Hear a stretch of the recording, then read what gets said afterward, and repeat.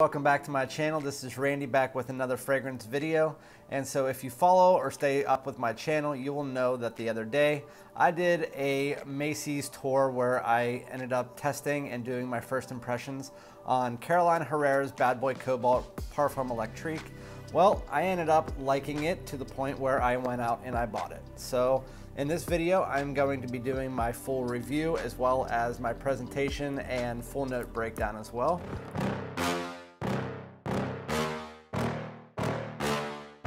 Yeah. Please tell me that I can't, that I won't, that I fail, that I'll never make it out, yeah. I'm not gonna go too much into the presentation here. As you can see, it's just a basic box, doesn't have much on it. It says Bad Boy Carolina Herrera, and then New York Cobalt, and then it is an Eau de Parfum Electrique from what it says. It is 100 milliliter, 3.4 fluid ounce. So let's get this bottle out of here.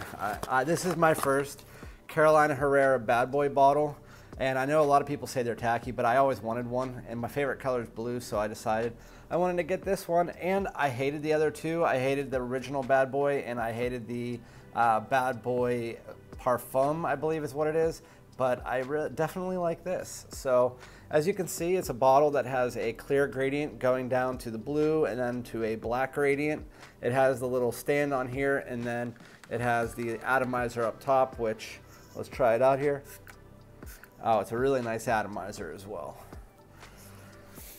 So again, the name of this is Bad Boy Cobalt Parfum Electrique from the house of Carolina Herrera. And the note breakdown here, the top notes are lavender and pink pepper. The mid notes are plum and geranium. The base notes are truffle, vetiver, cedar, and oak.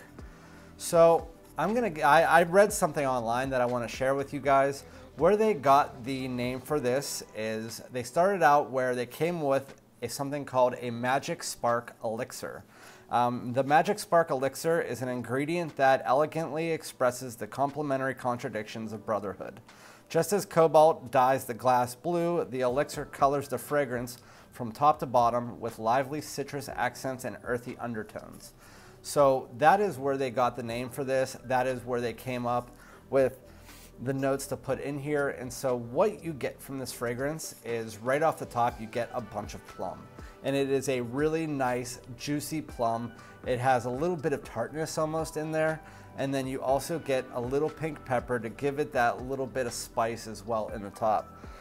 I actually, when you smell this right off the top, it gives you almost vibes of 1 Million Lucky from, and I've said that in previous videos before, but it's almost like a mix of 1 Million Lucky, which I have in the other room, or let's see, no, it's right here.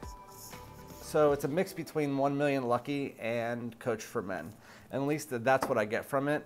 And it's because of that plum note. But once this fragrance does dry down, it gives you a little bit different of a take on it. So in the opening, you get that fruitiness, you get that freshness, you get a little bit of spice. But as soon as about 10 minutes goes away, you get this completely different fragrance. It is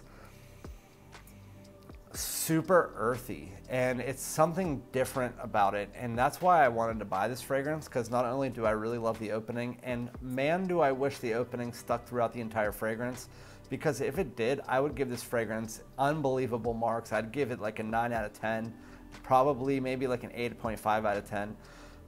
The opening for me is about a 9. The dry down, it gets very earthy. That is where it says that truffle is in there. And I don't really get a truffle per se. I have a bunch of different truffle products throughout my house.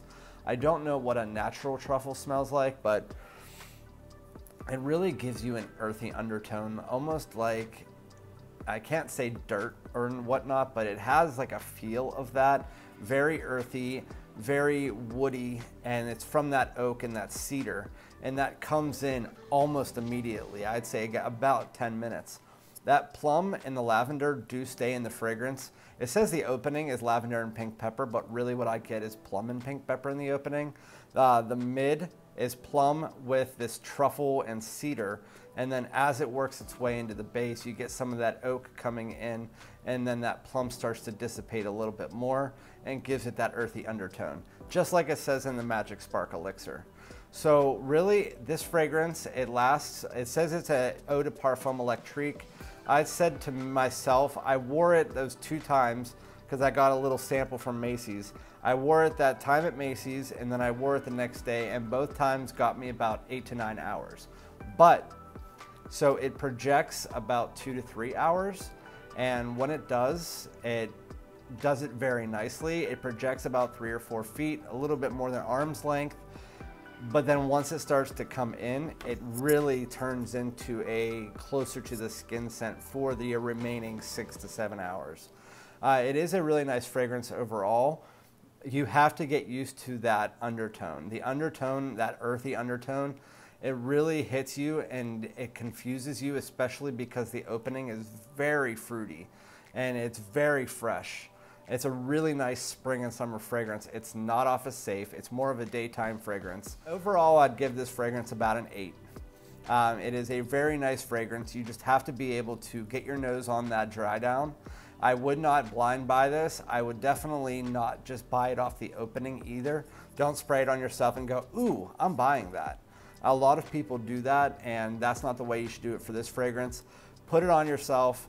Go home, see if you can get a sample from Macy's, wear it for a few days, then make your decision, because you have to get used to that dry down. But for pretty much overall, it's a good release from the Bad Boy line. It's one that I felt was a worthy pickup. I will never buy the other 2, and hopefully they keep on the trend of making better products than they did, because I didn't like the first one. The second one I didn't like, but was better than the first one.